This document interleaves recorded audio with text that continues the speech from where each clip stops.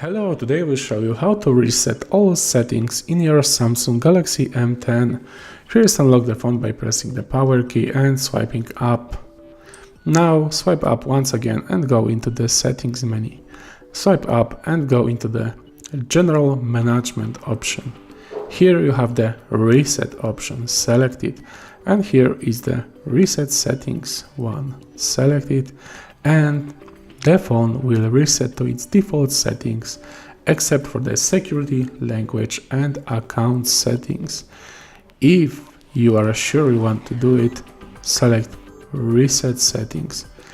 The phone will ask you if you are really sure, and if yes, simply reset settings and the phone will restart. Let's wait for a second.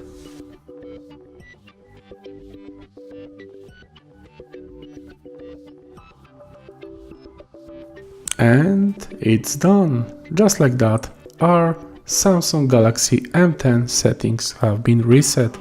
So I really hope this video helped you, and if it did, please leave a like and subscribe.